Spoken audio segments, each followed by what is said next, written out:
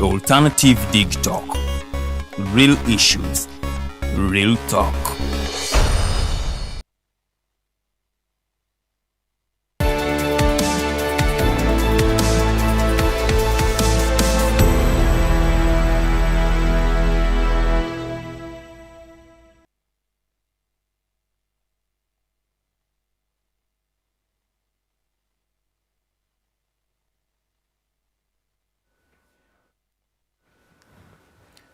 Our viewers, good evening. My name is Norman Tumuhimbise, and we are live here in Uganda, Kampala City, East Africa, and in particular also Africa as a continent, on our Afro-Caribbean link show, which happens every Wednesday, 7 p.m. Ugandan time and midday in the Caribbean. You talk of Guyana, Jamaica, Trinidad and Tobago, and so many other countries in the Caribbean.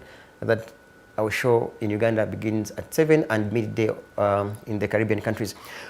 Today, of course, we are streaming live on our Facebook pages. That's the Alternative, the Digitalk TV rather, and Alternative Uganda Facebook pages, and on YouTube channel. That's the Alternative Uganda as well, where we also have our show uploaded there for purposes of our followers that side to follow the entire discussion.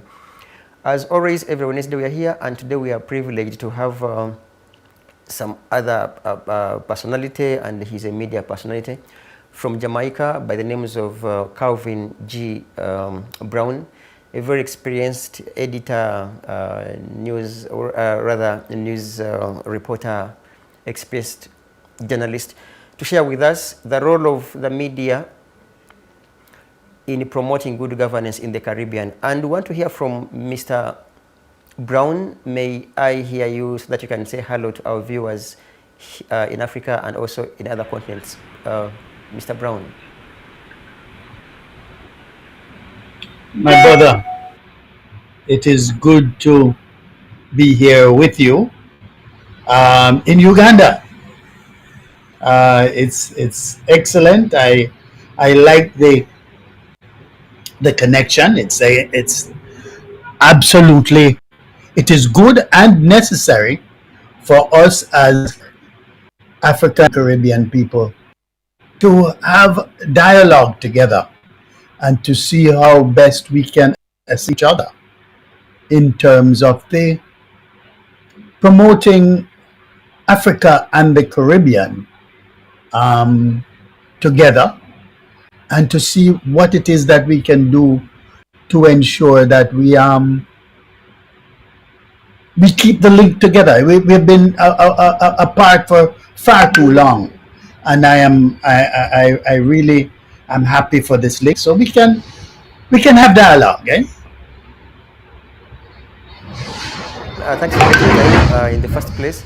Yes, Mr. Brown, I want to hear from you just for purposes of our viewers to also share your expertise and experience. What, I mean, your brief background, who exactly is Mr. Brown, and in particular, what is this person talking about, and this person that is also briefing the rest of the viewers? And this literally rather concerns what exactly do you do, your organization, the purpose for which it was founded, and then we shall thereafter dive into our topical discussion. Okay. Right now, I used to be in government. I used to be a government communicator. I used to be with the Caribbean community, which is CARICOM, and with my own outfit, which is wiredja.com. And WiredJA, we are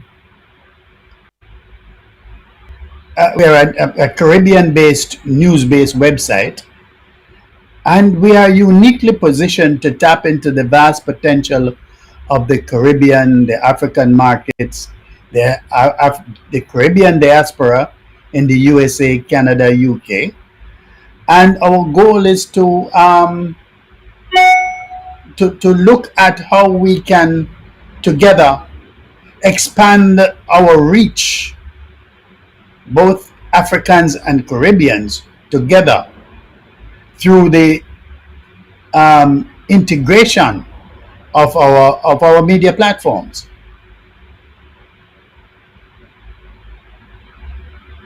You see, our mission is to empower our readers with reliable, timely, and engaging content, and we believe in the power of information, and we strive to present it in such a way that are acceptable, and we can both persons in Africa and the Caribbean, uh, we can do things together. I don't know if I make sense. Maybe now my question would now be, when you sit home with the team and the entire team you're working with, do you see some success in regards to the purpose for which you founded that organization, in regards to connecting the Caribbean and Africa? Because that's, Africa here is, they are your roots. Your roots are here. So do you find find something to celebrate about, that you have already achieved that, the purpose for which you founded that organization, and with its sole aim of connecting with Africa? Unfortunately, not. While we are connecting with the rest of the diaspora in United States, the UK, and the rest of the Caribbean, I am not satisfied that we are reaching out to Africa as much as we ought to, and vice versa. I'm happy for your program because your program is doing just that.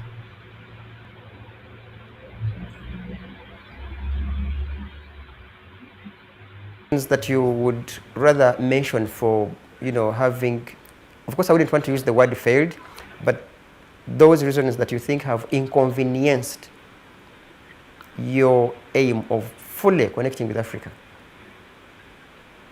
I didn't get the first part of the question.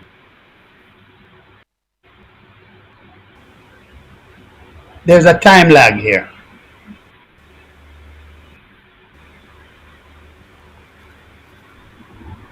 There's an audio lag. To be losing you. I hope you hear me. And yeah. So, some more volume.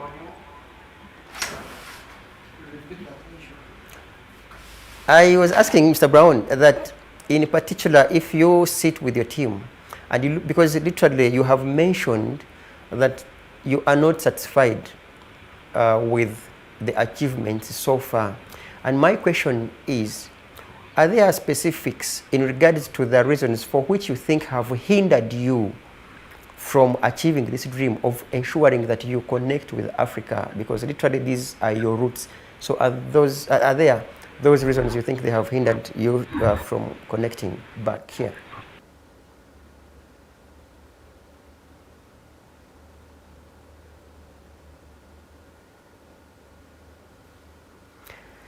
I seem to be losing Mr. Brown, but literally we're trying to discuss, of course, before we dive into the topic of discussion, where we want to find out from him, because given his expertise and experience in regards to the media personality, we're trying to dig deeper in regards to finding out the contribution of the media as in itself as a fourth estate in terms of promoting good governance. But this time around, we're paying our attention onto the Caribbean, because literally Mr. Brown is an experienced and a veteran journalist in Jamaica.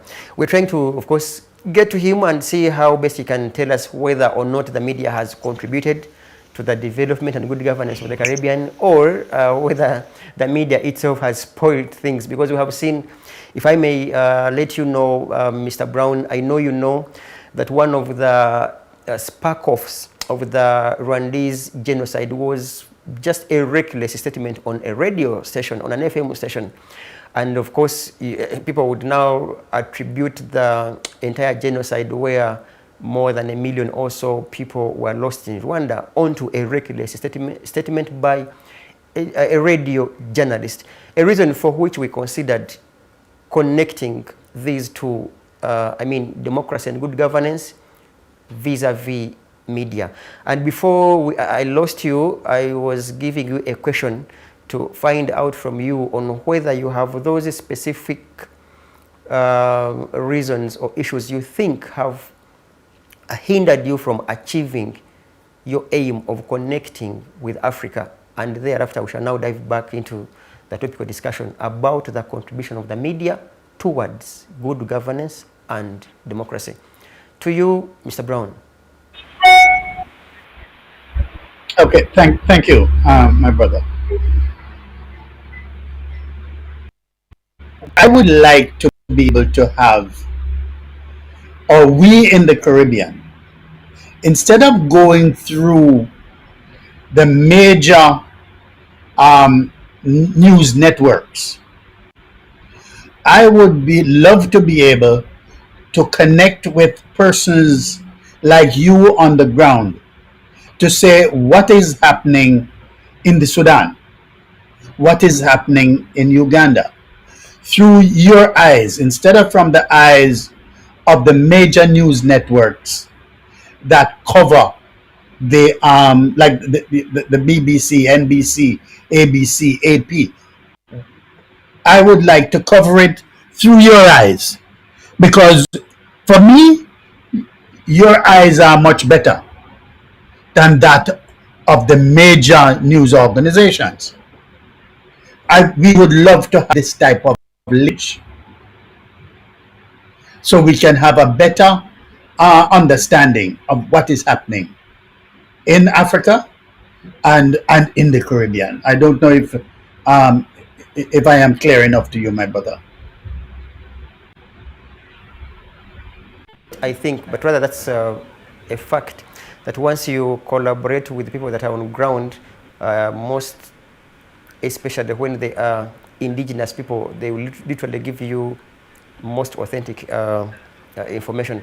But let's go back to the purpose for which we have had this discussion, and that's in particular the role of media as a fourth estate towards the attainment, of course, of good governance and democracy. Do you think, in your view, in fact, I should begin with you, do you think you have done enough, you as an individual, in ensuring that you promote good governance in the Caribbean, but also drawing specifics from Jamaica as a country? Because literally, here in Africa, and of course, I haven't been in Jamaica, though, but this is one of the happiest countries, like people, the clubs, dancing, singing.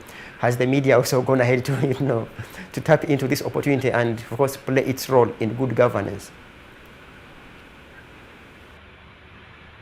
In Jamaica, we try to do that. In Jamaica, we have a number of traditional media, and we respect the role of the media in Jamaica. However, the rise of social media and the blurring of the lines between journalism and opinion pose significant challenges.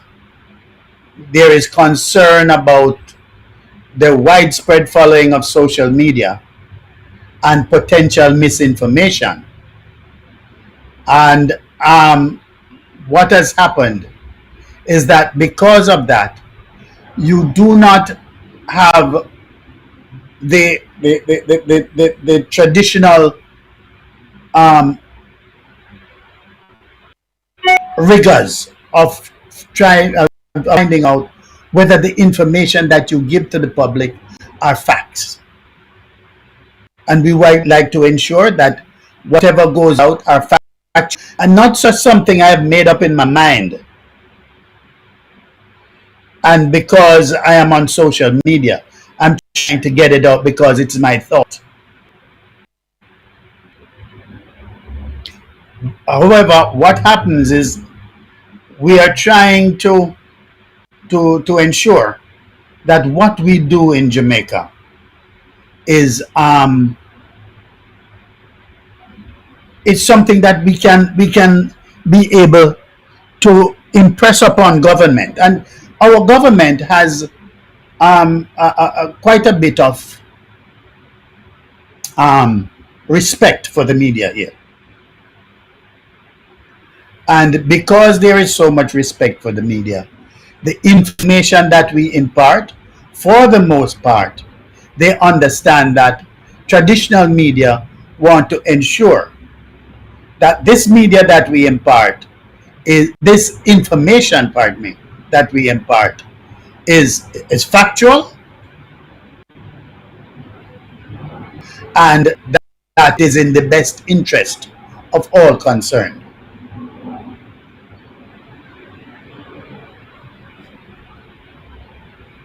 A quick one here. You have mentioned I can't in your take the lag submission that time, man. you and of course and others have done something. Are there those specifics in regards to what exactly they have done? Because I want to give you an example here that if there is a corruption scandal and the media publishes it, you know, there we say, okay, fine, we have done this, we have done the other by reporting maybe any corrupt scandal, misuse or abuse of government funds. So are there those, I mean, have you done any of those so that for you to say that yes, you have done something in regards to promoting good governance? Yes, but that on a daily basis. We do that on a daily basis. We take what government gives us for granted. We look behind everything that the government says. We look behind everything that the prime minister says, or the minister of finance. And if he is wrong, we tell him that, hello, you are lying. It is wrong. Our information, this is not the way it goes. So we and for the most part, the Jamaican media does that. We strive by ensuring that we keep the government on its toes.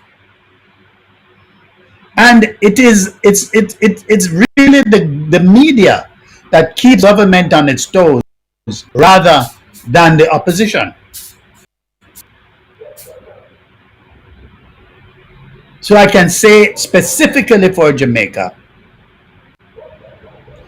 we have a profound commitment to keeping governments accountable and ensuring that they adhere to their oaths and fulfill the promise that got them elected.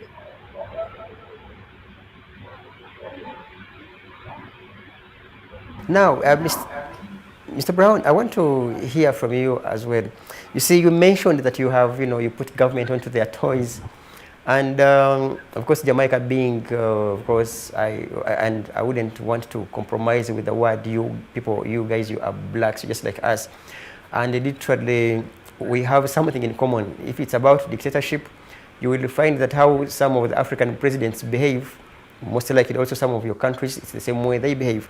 Have you had issues in you as an individual or other people in the media where a certain report or a certain item that you have published has caused you trouble to an extent of being witch hunted by the Jamaican government?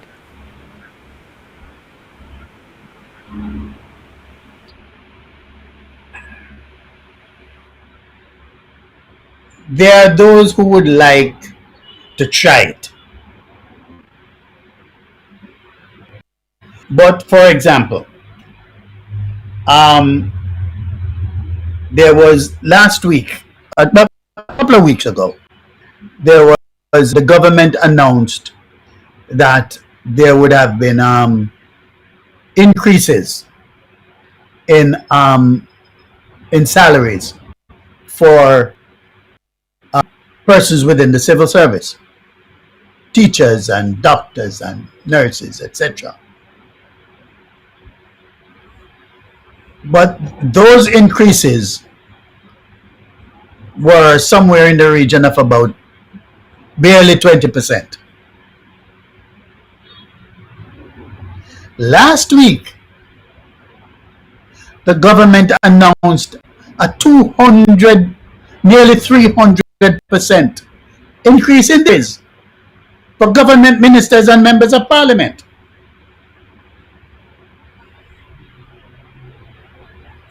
We said, doesn't work that way. While we said it, okay, fine, you deserve a raise, but not 200%.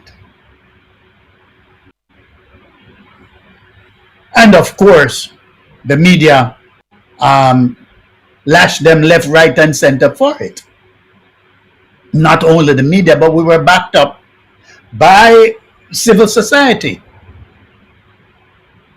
In addition, the persons who are in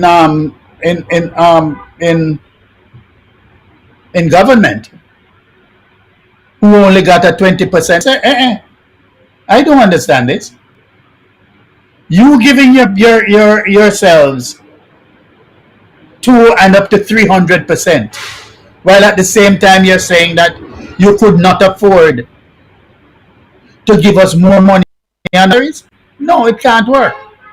And right now we are in the middle of this dialogue where the government has to look at recasting the, um, the salaries of both civil servants and for themselves. So much so that the prime minister says, but he's not going to take his salary. He's going to give it away. The leader of the opposition says, listen me, I will take only 20% of the increase and the rest I will give away. Of course, some MPs say, well, listen, man, I'm not giving anything back. But this is the type of truth that we hold to power, to ensure that yes, we bring them to account.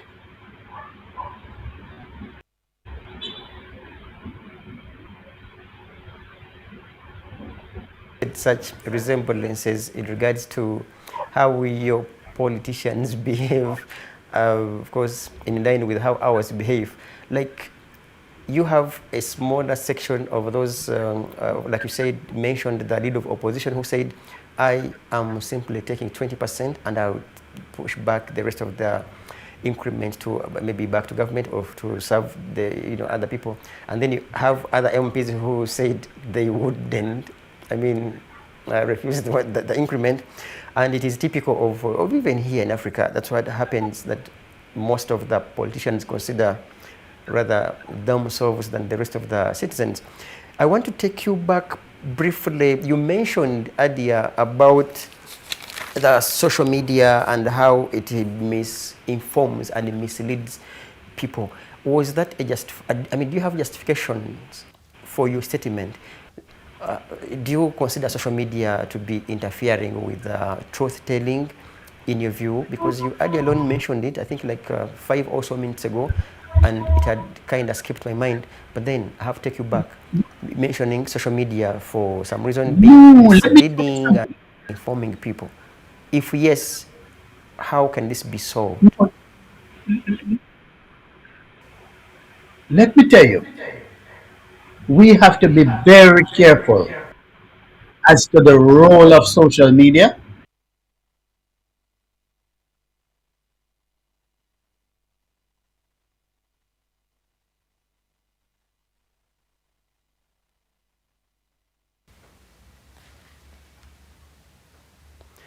We seem to be losing Mr. Brown, but I hope he's going to reconnect and we get him perfectly. And before we lost him, I was asking him, because he had earlier alone mentioned that there is a big concern in regards to social media being a misinformant and also misleading when it comes to, of course, information flow. And perhaps if I could borrow an example of my country here, people have been pronounced dead even when they aren't dead. People have been pronounced otherwise, or people have, provoked others through social media, insults and the rest.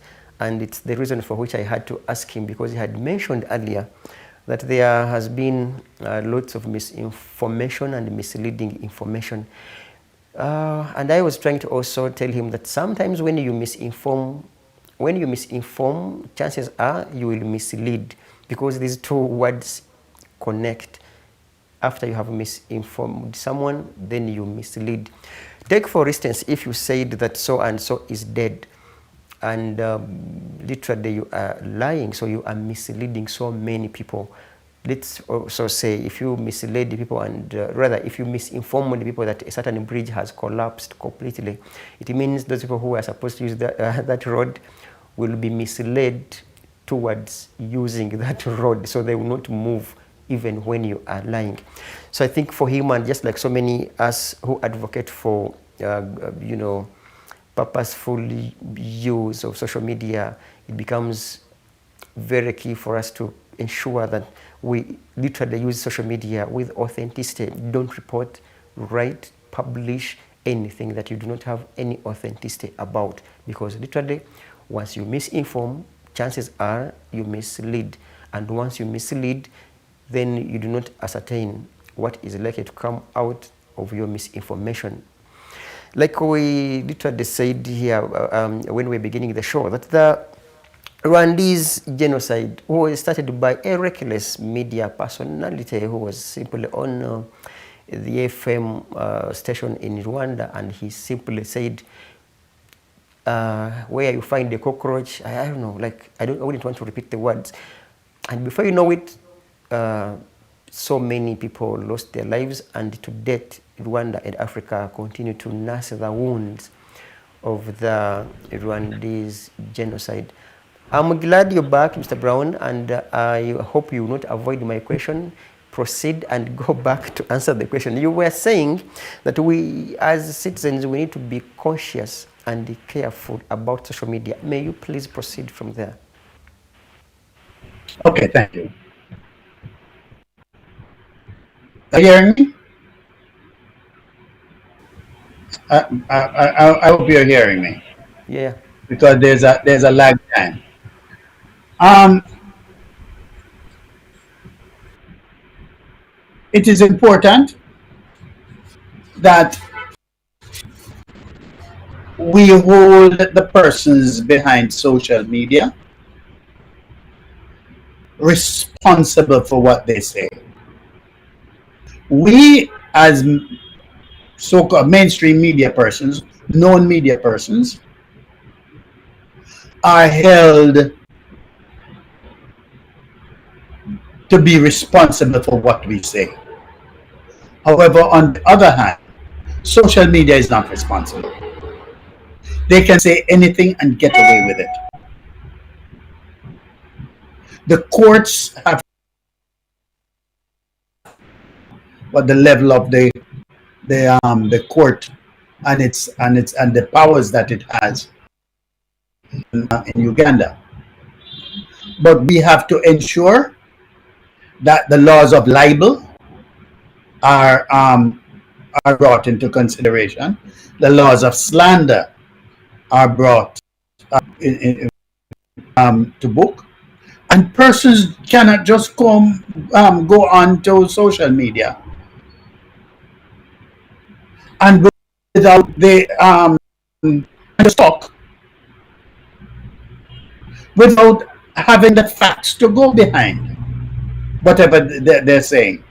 We are held at a very high bar in terms of whatever we say must be factual.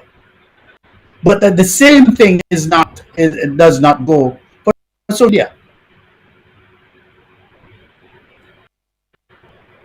And some or the other, we have to get them under um, proper regimentation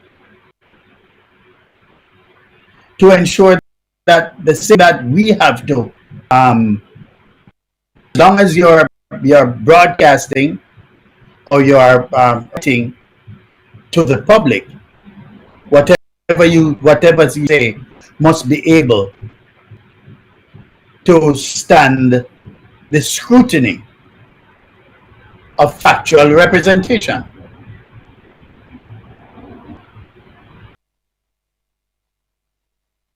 know how it is in Uganda, but we need to ensure that that is um, that is done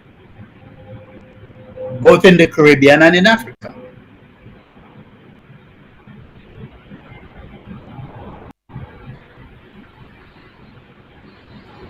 If not, we are, To, yeah, sure. Proceed. Sorry. yeah, if we don't do that, we as mainstream media people are going to be relegated to the scrap heap of history in a very short time.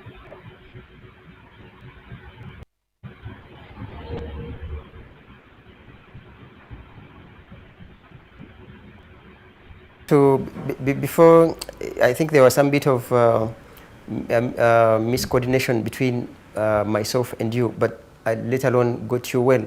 And I wanted to ask you, you mentioned that people should take responsibility of what they publish, write, or post. And you said that on social media, it is literally hard for someone to be responsible, rather to be held accountable and responsible for what they post. And this now becomes a question to you. How best do you think governments, not simply in the Caribbean, but also globally, can governments regulate the usage of social media without necessarily curtailing the rights of people? Just like how you do it to the mainstream media. We don't have a problem with that. But we are held to the same. Once you are going to broadcast to the public at large, the same way you hold the mainstream media to in terms of your responsibility, you can hold them up. The same laws of libel and slander must be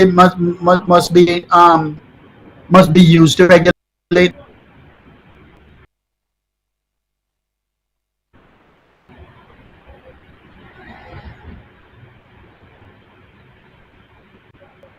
Losing you, I hope you really go ahead and reconnect and we get you clearly.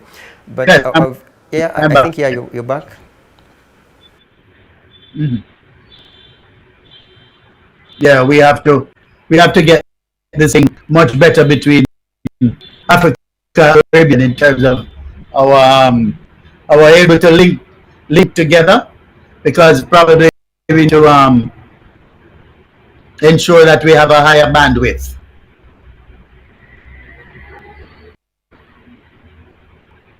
so we can talk more freely.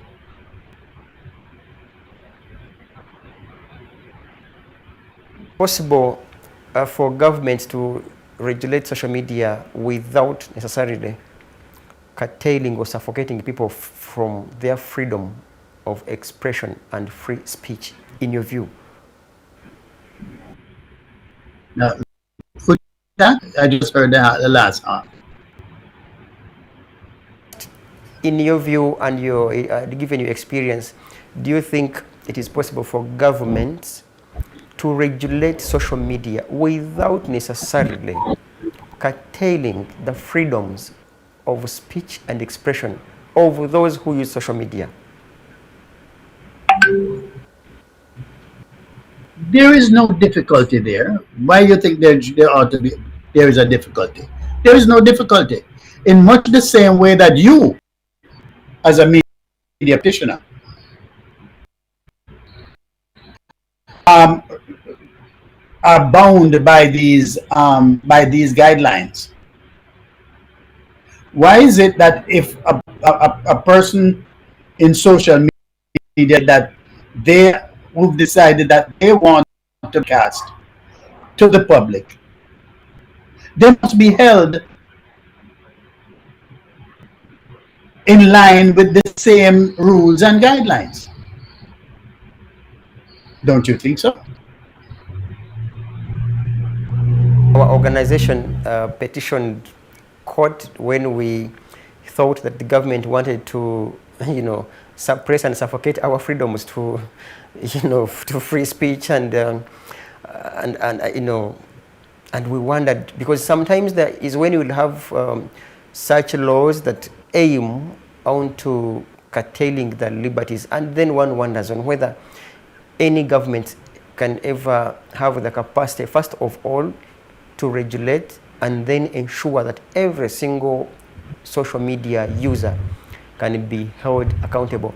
I do not know whether I would be slightly different from maybe your take in regards to rather doing more civic education and educating people that once you misinform people, it costs otherwise, I mean, it can cause trouble, than rather thinking that you must have laws on almost everything, and which has been really a topic, rather a point of discussion by so many scholars, thinking, is it spare the rod and spoil the child, or you rather not spare the rod and you have to discipline the child? So like it leaves all of us onto the crossroads, a reason for which I still wonder whether you think it is that practical that you can have effective regulation, or it now goes back to the moral fabric of every individual that holds a phone. But that aside, now let's cross. It goes to credibility.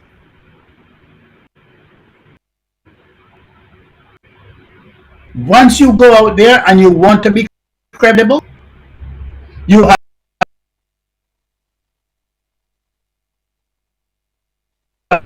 anybody.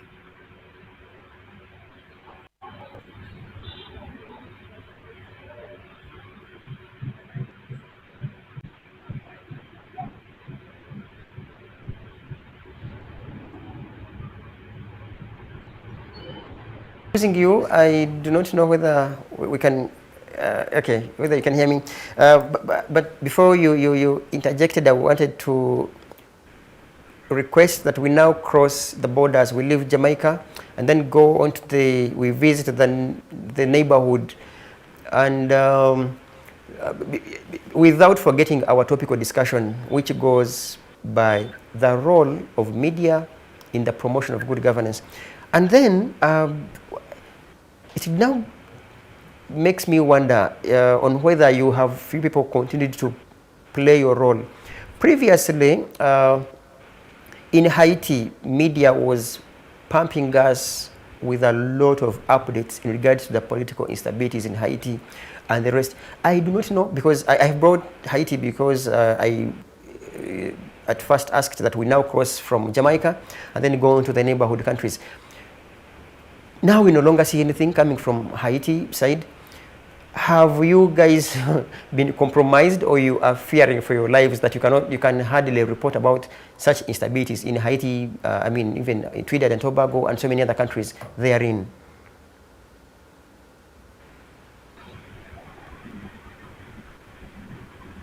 Haiti, with the end of the Duvalier dictatorship in 1986, the Haitian media landscape has expanded from a handful of media outlets to hundreds.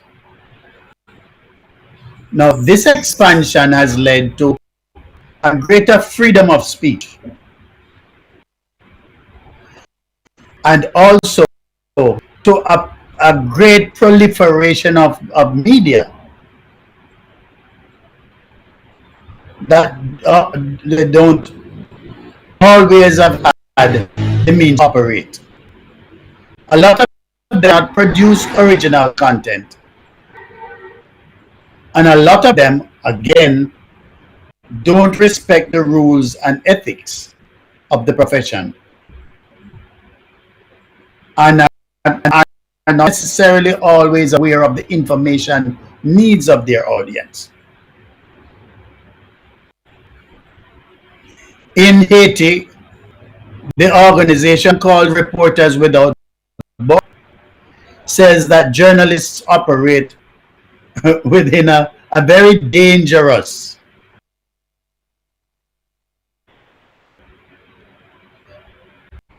And despite the recent changes, it is media freedom laws, journalists continue to suffer from a cruel lack of financial resources and an absence of institutional support in terms of accessing information. In short, Haiti is a dangerous place to be. And as of March 2022, we have about 4 or 5 journalists who have been killed in Haiti.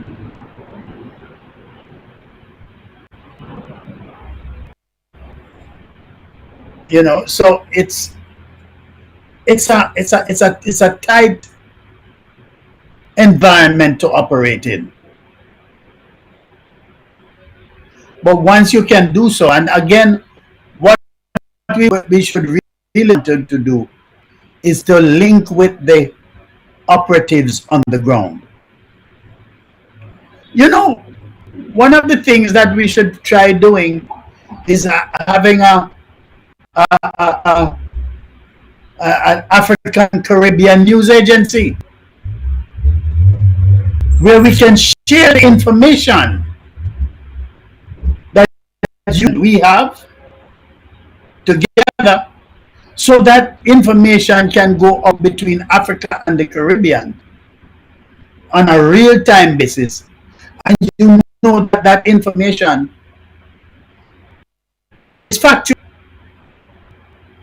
The problem is, how are you going to finance it? But I think it is something that media practitioners in both the Caribbean and Africa should look at. And I'm quite certain that with the free flow of information between Africa and the Caribbean, we will have an increased number of because of that free flow of information. What do you think? On behalf of all of us here, we wouldn't have any issues in regards to sharing information. But then this means, rather, don't you think this would be interpreted as cowardice? Because we were trying to draw examples from Haiti. And the reason for which I was interested in knowing what has since then happened, that we no longer hear a lot from Haiti, on whether or not there are intimidations, and therefore you and others have considered to shy away from reporting what exactly happened, maybe for few of your lives, and ascertain what it would be. But then, does that mean that you would rather prefer that in the event that there is a specific story that I may find so risky, we could have it from Uganda, share with you, and it's published the other side, and the vice versa is true for purposes of ensuring that there is safety? Because you talked about Reporters Without Borders. I mean, it's a very hard statement. It's a hard title, it's a hard name to say, Reporters Without Borders. So no matter what, this person does not have borders. And one wonders whether that is logical. Going back to the idea of sharing from this side and the vis-a-vis to be true, doesn't that also take away your contribution, that if Haiti has issues and you are a local journalist there, that you will shy away from reporting what is there? What happens is that, first of all, you have to try to ensure your safety as a journalist. Ensure your safety as a journalist. Because if you are dead, you can't report them. And there are those journalists in Haiti who continue to send out information. They also need to be compensated for their work. That is their. So you'll find that they will do the work for an Associated Press or um, a Miami Herald or a New York Times, because they are being paid to do that. We, on the other hand, need to be able to ensure that our brothers and sisters who are doing the work under trying circumstances in Haiti are able to get the information. It's a very serious matter. And we can tell you in Jamaica, when there are those persons who, because they don't like what you're saying, have threatened to annihilate you. But you continue to do the work anyway. But there are those of us who are able to finance it, and there are those of us who are not able to finance it.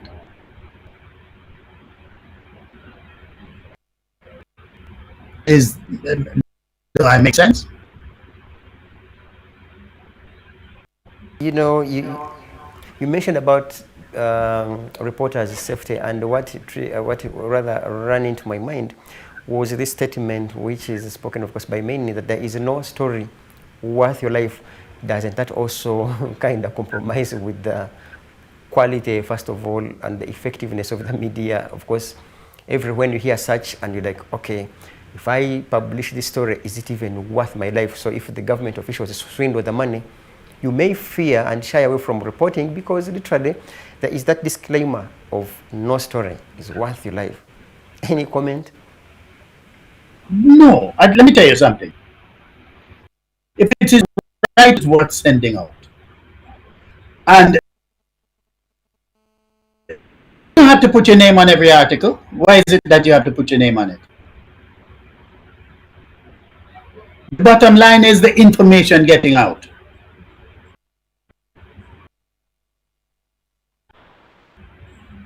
No, what is critical is not self-promotion, but in promotion of the information that you want to get out there.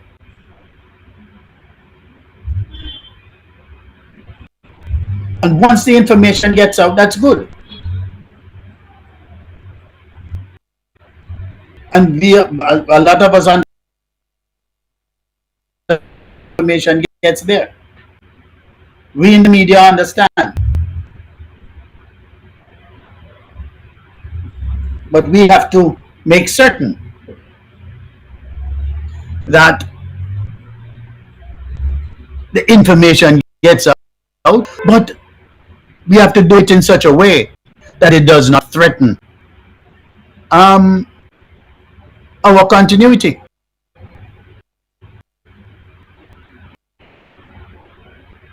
I don't know if that answers the question.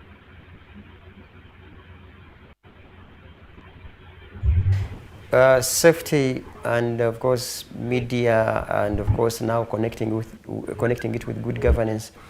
You cannot avoid a question that I'm going to put on to you about how do you get the parameters to determine on whether this story is worth publishing or the other is worth dropping, but also bearing in mind that once you consider to compromise on such a story, it may rather lead to bad and poor governance. So what are those parameters that you think the media personalities could use? Because we have literally, I think, close to eight or so minutes to have our show done. So what are those parameters that as young journalists can literally apply to ensure that, yes, you may continue advocating and rather playing your role as the fourth estate without necessarily putting your lives in danger, but also promoting good governance and, you know, executing your role as a journalist? Number one, is it factual? So again, for me, you can have your truth, but we can only have one set of facts.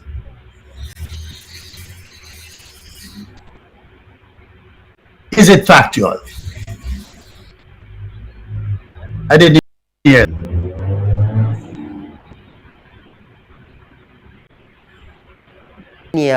Journalist, and I'm sure that you have read or followed the Khashoggi. I know what happened to him. This gentleman was disappeared, for lack of a better Khashoggi. word, and his body dumped into acid and dissolved because of the truth. Yeah. So even when you have the facts, don't you think such facts can also cause you trouble? Yes, you can.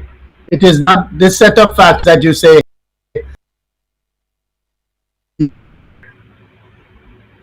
that's those are my facts and I got.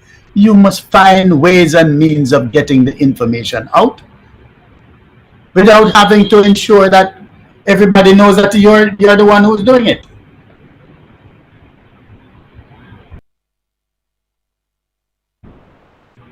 Getting out the information is not getting yourself killed or become a Khashoggi, if you want to put it that way. It's important for you to get it, but it's important for you to get it out in such a way that you are one who becomes a target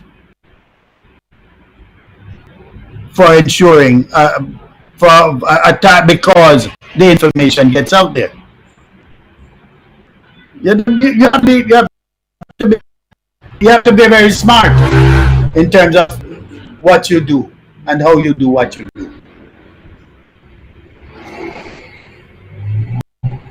Tell me.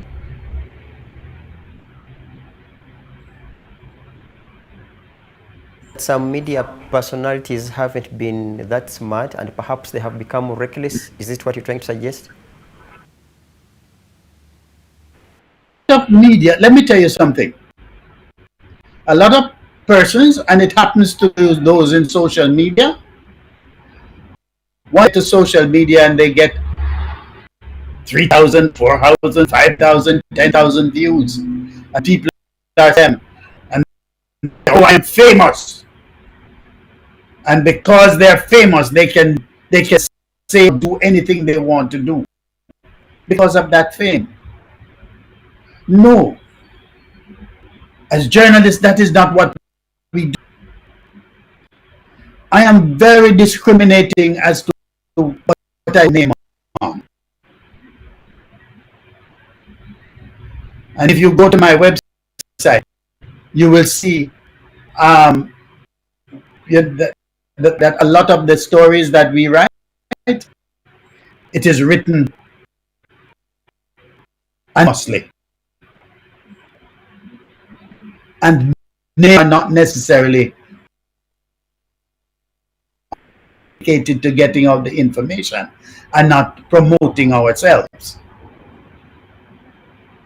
We're not in the business of self-promotion. While media is in this whole matter of self-promotion, we are not there. We are in the business of development journalism.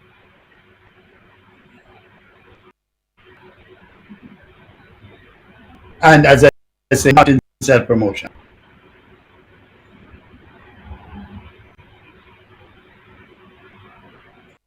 It's a good response. I think in these remaining minutes, I want to also hear from you. You see, you mentioned when I asked about the parameters on, when does one sacrifice, their contribution and otherwise, and then you clearly mentioned that what is important is to ensure that the information is out there, even when you do not attach your name. But then, don't you think such a story, if published, could be interpreted as something anonymous? No one might even give it attention, because literally, if Mr. Calvin, you avoid putting your name onto a story maybe about corruption scandals, perhaps people may not think that such a story is authentic. Maybe as you answer that, then you give us your closing remarks. I think, yeah. So you could proceed and answer that on whether people would respect such anonymous story that has no authors or publisher or someone who, or the owner of the article. Well, I do that. I do that every day.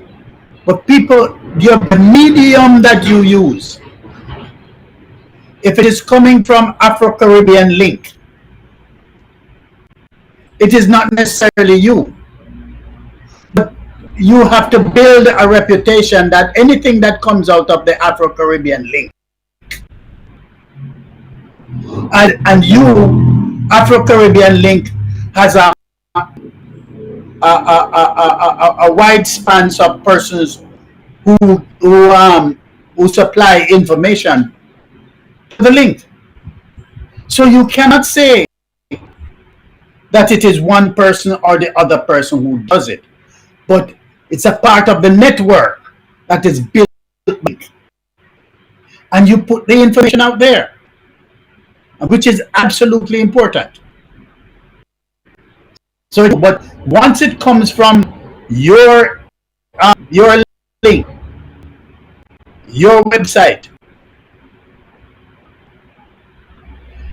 people will have um, people have trust in the information, not necessarily, but the fact that it is coming from wiredja.com or it is from Afro-Caribbean, you know. So the role of the media in promoting good governance in the Caribbean is both significant and complex. And despite the myriad challenges that we face, from political bias to corruption to economic pressures and the rise of social media outlets across the region contribute to serve as a vital watchdog in holding governments accountable and fostering transparency. As we get the digital age and the need for reliable and responsible journalism, this responsibility has never been greater. And it is incumbent on both the public and the governments of the Caribbean to recognize and support the invaluable role that we play in fostering a well-governed democratic society, because we are the persons who are holding the democracy together. The media's role in promoting good governance is not just about reporting the news, but about shaping the future where power is, hold power accountable, and the truth is not just spoken, but heard. We are the ones that keep the democracy together, not the people, because the people us to complain that governments are not working as they ought to. That is our role there, and we should ensure that that role is continued by ensuring that your side and we and our side have a dialogue. And that dialogue in the end has to be funded somehow. Because if we don't fund it, we can fall prey to persons who use it to their benefit and not the benefit of the country and the peoples that we serve.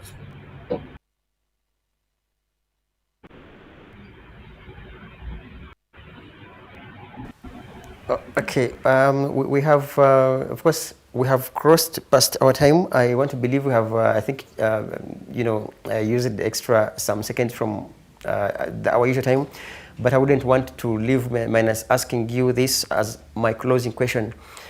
Given your expertise and experience, and also, of course, crossing all the borders, of course, of the countries that you have moved in the Caribbean, and I will give you a scale of 10 to ascertain how many marks you would give yourselves as the media in the Caribbean to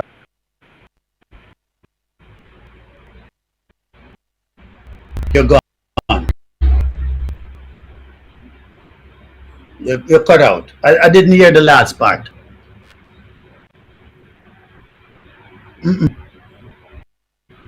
I didn't hear the last part.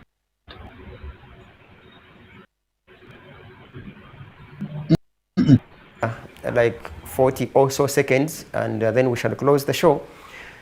Given your expertise, both in Jamaica and the rest of the neighboring countries, out of the scale of 10 marks, how many would you give yourselves for having contributed towards the attainment of good governance? Out of 10 marks, how many marks would you give the media as their contribution? I give the media 8 out of 10. I give the media 8 out of 10. 8 out of 10. Yes, because it is the media that is pulled together. Believe it or not, if you did not have the media in the Caribbean, it would be what we call hell and powder house. But whether it be bad or it be good, the media has held the Caribbean together. Okay, thanks for giving yourselves 8 out of 10. That's, I mean, it's a very big achievement. And we continue praying that you people and us here continue to play our role and ensuring that we indeed have good governance. Of course, because once we, like people say, that the media or the fourth estate is that citizen's eye that will go ahead and dig deeper into any scandals. If, of course, positive stories, they publish them. If they are negative stories, they publish them for purposes of ensuring that those that are responsible can promote good governance and justice. From Uganda here, Norman Tumuhimbise, and we've been streaming live on our Facebook pages, Digitalk TV and The Alternative Uganda, and definitely the very show will be on our YouTube channel, The Alternative Uganda. Keep it Digitalk. We hope, Mr. Calvin, we literally thank you for your time. Understanding that you are a very busy person, we thank God that you created time. May you be blessed, and the entire Jamaicans. I don't know which word I could use to say bye-bye in Jamaica. I don't know. Maybe you could just use that word, that Jamaican word, to say goodbye, and then catch you some other time. Later, but it has been good to be here, and I thank you for linking me up. I woke up again. We have had a little technical difficulties, and these are bandwidth difficulties, and I do understand. But we have to ensure, again, together, both you and us, to ensure that we understand the challenges that we have in linking up, and to see if we can improve on it next time. I liked it. Very good. But we have technical difficulties that we need to smooth out. But I love the fact that it has started, and I hope that in terms of what you're doing and that what we are doing, we can both do it together.